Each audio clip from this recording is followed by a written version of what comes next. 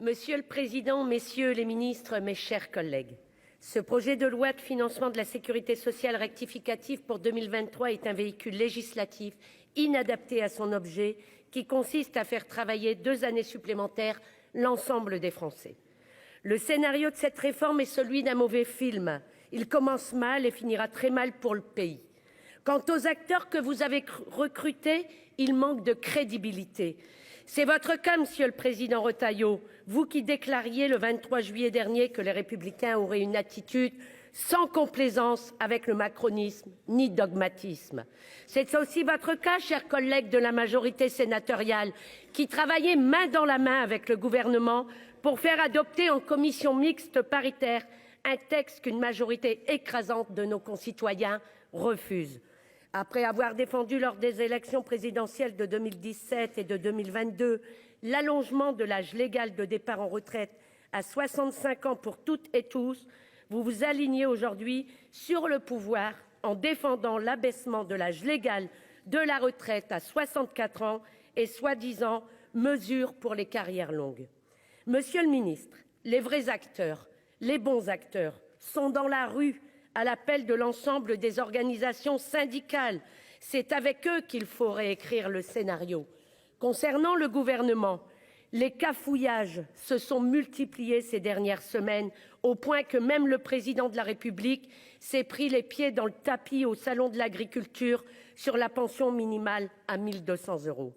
Le 10 janvier dernier, lors de la présentation de la réforme des retraites, la Première ministre avait annoncé, je la cite, « Les petites retraites auront droit à un relèvement de pension à 1 200 €. Le gouvernement a utilisé et répété cet argument dans tous les médias, tentant ainsi de faire passer pour un progrès social ce projet qui est injuste et inutile. Soyons clairs, depuis le début, votre mauvais projet n'est fait que d'approximations et de mensonges. Il ne s'agit pas d'une revalorisation de 1 200 €, mais de 1 100 € net. Toutes les petites retraites ne seront pas concernées puisque la revalorisation ne concernera que les carrières complètes. En réalité, même pour les carrières complètes, ce ne sera pas 1 100 €, mais une augmentation de 100 € et encore pas pour tout le monde. Enfin, monsieur le ministre du Travail, vous avez été obligé de reconnaître que cette revalorisation ne concernerait qu'une dizaine de milliers de personnes par an, après avoir fait croire qu'elle en concernerait des centaines de milliers, voire tous et toutes. Au bout du compte, il s'agit pour vous de faire travailler les gens 2 ans de plus en étendant à tous la durée de cotisation à 43 annuités pour tous. En contrepartie, vous n'avez rien d'autre à nous proposer que 75 € en plus par mois pour 10 000 personnes. Il faut que vous retiriez ce projet inutile, inefficace et d'une grande violence sociale. Par contre, il faut faire une toute autre réforme des retraites. C'est ce que demande l'immense majorité des Français. Selon l'économiste Michaël Zemmour, il suffirait d'augmenter de 28 € la cotisation patronale pour que les recettes de notre système de retraite retrouvent l'équilibre dans les années à venir. Mais vous préférez taper sur les travailleurs en les faisant travailler davantage malgré la fatigue et la pénibilité de leur métier. Pour vous, 2 ans supplémentaires, ce n'est rien. Mais une majorité de salariés n'est plus en état de travailler à 60 ans. L'augmentation des cadences, le mal-être au travail, l'épuisement physique avec beaucoup de professions nécessitent de réduire l'âge de départ en retraite et pas de l'augmenter. Votre réforme, de fait, va priver les salariés de 2 années de vie en bonne santé, en retraite, à profiter de leurs petits-enfants, de leurs amis, d'un engagement dans le secteur associatif, culturel ou sportif. Les nantis ne sont pas les bénéficiaires des régimes spéciaux que vous voulez supprimer. Les régimes spéciaux des électriciens et des gaziers, de la RATP, sont le fruit de conquêtes sociales pour mieux prendre en compte la pénibilité des métiers. Pour nous, ce sont des régimes pionniers qu'il faudrait étendre à chaque profession et convention collective pour permettre à l'ensemble des travailleurs une meilleure prise en considération de la réalité de leurs conditions au travail. Ceux qui vont payer le plus cher, ce sont les gens modestes, ceux qui ont commencé à travailler tôt, ceux qui ont des carrières hachées, souvent des femmes, et des petits salaires. Votre projet de réforme est bien un projet de classe rétrograde. C'est le copier-coller du MEDEF, bien silencieux dans cette affaire. C'est le copier-coller de la feuille de route que vous propose chaque année la bureaucratie européenne. Et c'est pour ça que nous le combattons avec l'ensemble des forces syndicales de notre pays. Nous proposons un autre projet de réforme des retraites où l'humain prime sur la finance et les intérêts des multinationales. Contrairement à la majorité sénatoriale et au gouvernement, nous assumons de demander aux entreprises de mettre la main à la poche après avoir empoché 160 milliards d'aides publiques sans contrepartie et à dégager des bénéfices records quand les travailleurs se serrent chaque jour la ceinture.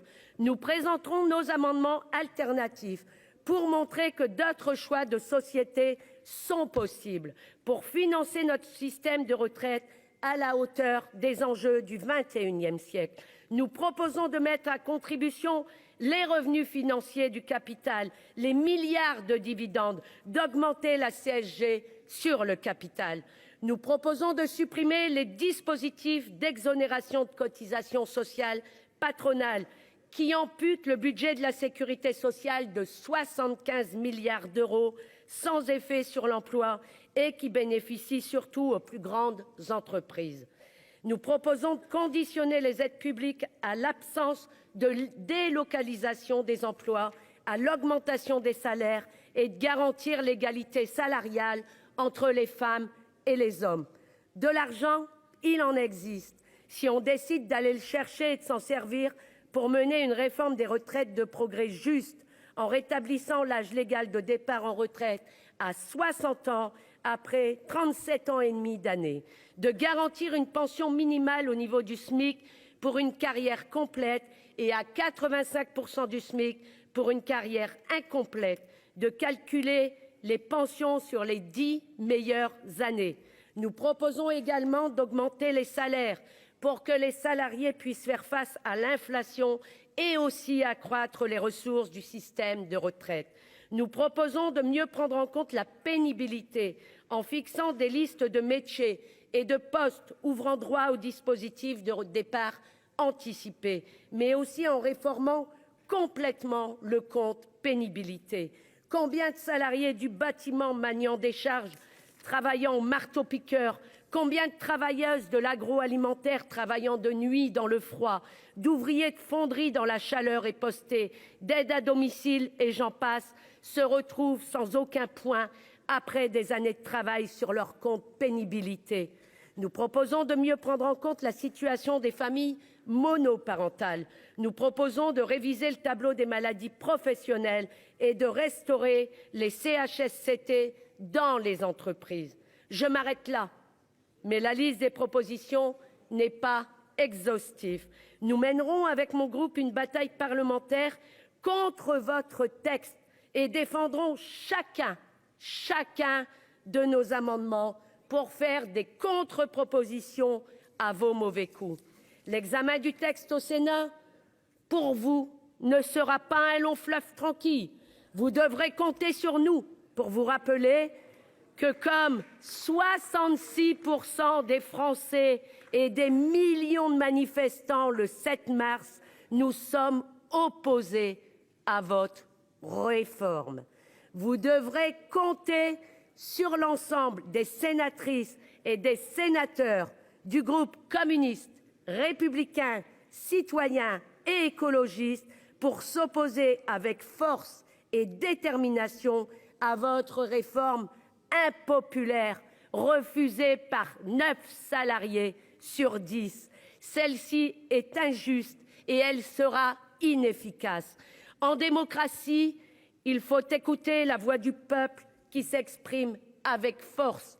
Je vous invite à écouter le peuple qui sera dans la rue le 7 mars avec les salariés, le 8 mars avec les femmes et le 9 mars avec les jeunes.